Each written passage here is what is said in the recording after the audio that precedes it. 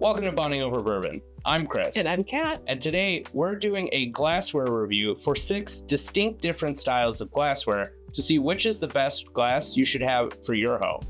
Viski kindly sent us a few different styles, so how better to compare them than doing a side-by-side with 4 other glasses? Yeah, thank you so much for sending these glasses, Viski. We're really excited to see how they pair up against each other. And for that, we're going to offer a couple of different things that we'll be judging these by. So that's going to be how it impacts the nose, how it impacts the taste, and the overall experience of the glassware. Buffalo Trace is something that we feel like most of the community has experienced, so everyone should have an idea of what to expect out of the nose and on the palate, and we'll see how each glass shapes up to that. So first we're going with the Baby Glen here. All right. We've done a lot of whiskey tastings lately, and every time we have them out of these, it completely changes our experience. And it really is. I get a lot of citrus on the nose. Yeah, the nose is like really up front and in your face. Yeah, I get like a orange peel, like if you put a fresh orange peel over the top of a cocktail. Or maybe if you did like a candied orange peel. Yeah. You get like a little bit of like brown sugary notes, maybe a touch of baking spice, and just a little bit of citrus peel. Yeah, I would agree with that. I'm going to go ahead and try it. A lot of those kind of like classic Buffalo Trace baking spice notes are muted a lot. Maybe because it doesn't have a lot of air going into the glass, but... Yeah, with such a tiny vessel, it kind of constricts how much airflow and also how much ethanol is releasing. I don't get a lot of those traditional baking spice notes, but what I do notice is that I get a peppery sensation on the finish that I don't usually equate to Buffalo Trace. I got a little black tea. Like a little astringency. Yeah, it definitely is a little more bitter than I remember it being. And I mean, we're no strangers to this bottle, but these are notes that I don't really recognize for it. Yeah, definitely. Yeah, so let's just go into the classic. The classic Glencairn and see if there's any difference. That is a completely different nose. Yeah. I took a half second. It's almost floral in comparison. A little bit more complexity to it. I get a little bit more baking spice. Maybe like cinnamon and another baking spice. Yeah. It's not top of mind. Yeah. You know, like allspice or something like that. Yeah, it's a little bit softer. It's not as in your face, but you definitely know that all the traditional Buffalo Trace scents are there. Yeah, definitely. That's classic Buffalo Trace. A little bubblegum. I always get bubblegum on Buffalo Trace. This replaces the pepperiness on the back end of the finish with it being a little bit more up front. I don't get it on the back of the palate like I got with the Baby Glen, but I get it more concentrated on the front of my tongue. But it's definitely making me salivate. I get more in the center of my tongue. Should we go into the black Glencairn? Yeah, so for those that aren't familiar, there's a lot of like rumors that these are either painted or they're made out of a different style of glass. We've seen somebody use laser etching on one of these and it completely removed the top layer. Yeah. So you might be having a painted glass if you're enjoying one of these. I mean, it's possible. And the weird thing is, you'd expect it to be a placebo effect because you know what's in the glass already this time around, but it smells different than what's in the traditional Glencairn.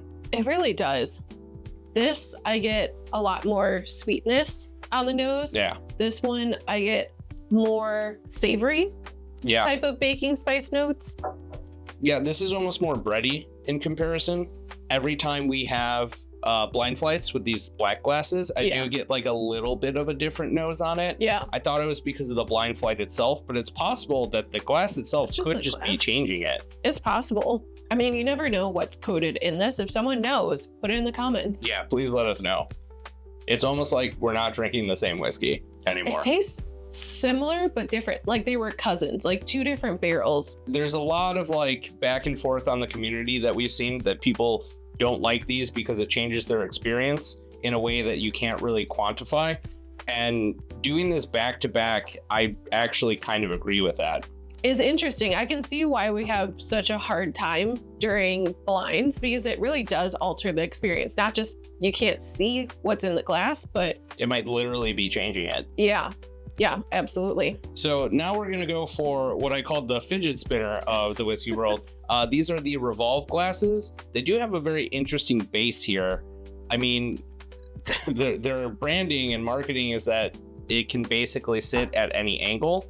So you see here, This is anxiety inducing for me every time it does this, because I'm always terrified it's going to fall over, or like hers is kind of wobbling back and forth. Yeah. But apparently you can just spin this and it's fun if you are neurodivergent like we are. It helps. I mean, in my defense, it terrifies me because I'm always afraid I'm gonna drop things. That's our number one fear.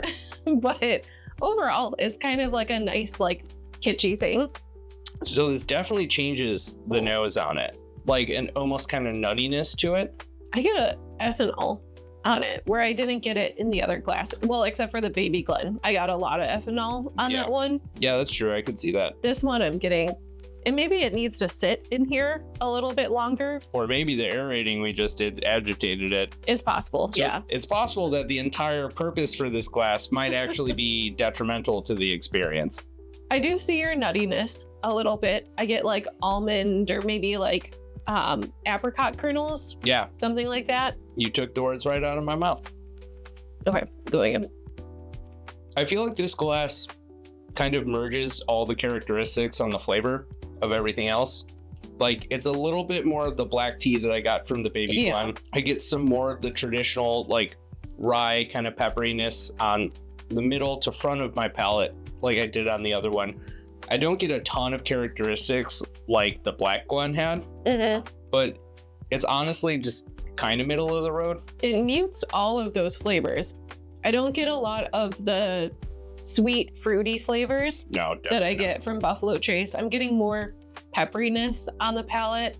I'm getting the black tea, and the nose is like super off profile. So I think overall it's more kitschy than it is like something that a true whiskey drinker would drink out of. Obviously, do what makes sense for you and for what you enjoy for your palate or your style of drinking. But I think maybe this one's just kind of hype. Yeah. So the last two are going to be the Viski glasses. And this is one that Kat and I have been eyeing for a really long time. Oh my gosh, so long. Yeah, we know that Matt Porter uses this. And all of these glasses, for the most part, are relatively light. The Glencairns do have a nice feel in your hand. The Baby Glen and the Revolve, like rotating or spinning glass, are very, very light. But this has like a heftiness to it. It does. Like, it feels like I have a small paperweight in my hand. Yeah, it does remind me of like the old 1960s glasses that have like the heavy base to them. More heft. Oh, that nose is a lot different in here. Yeah, I get a lot more apricot kernel, like you mentioned. It's very pleasing. It's sweet. I get less of the baking spice in here. I get almost like a light cherry blossom kind of note to it. Ooh, I can see that. I get the orange back Yeah, that I had in the mini Glencairn. I think I get more rind instead of peel. Yeah. And I get more of like the rye spice in addition to rind. Yeah. There's not as much ethanol as the Revolve glass or the Baby Glen. I think that if we had to compare the traditional Glen versus this, it would probably be pretty close, but it does feel like it's almost immediately softer. Yeah, definitely. Night and day. Truly night and day. That's a nice mouthfeel to Yeah. it. Not a lot of pepperiness. It gives you a little more hug in the back of your throat. The rye spice is a little bit softer on the mid and front of the palate, It is.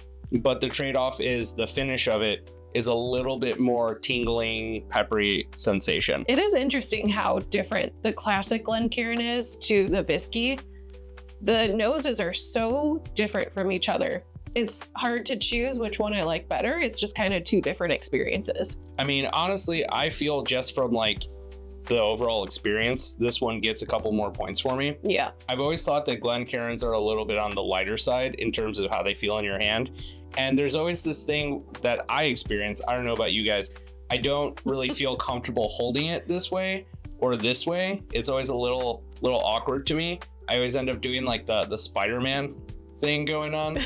But with this one, there's like nothing to worry about. The shape of the glass is a little bit thicker on the base, so I feel like you can actually grab it easier. It actually fits in your hand. You can like kind of fold your fingers to make it fit easier, and it rests actually really nicely in the hand. I would feel more comfortable walking around a party with this absolutely. than a Glencairn. Yeah, not to mention with the shape of it, if you're like moving your glass around and you're doing this, because you have more of like kind of sharper angles instead of a rounder glass. I mean, just look at the difference between the two of these. You can see this one's sloshing up and down, and this one's just kind of going in a circular motion.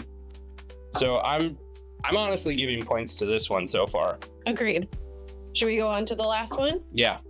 So this is also the tumbler from Viski. This is definitely more for your on the rocks drinker, your cocktail drinker, but we know some people enjoy using these types of glasses, so we figured why not put it to the test. This one unfortunately doesn't do anything for the nose. No. At all. It's completely stripped away basically any ethanol, which can be a good thing or a bad thing depending on your perspective.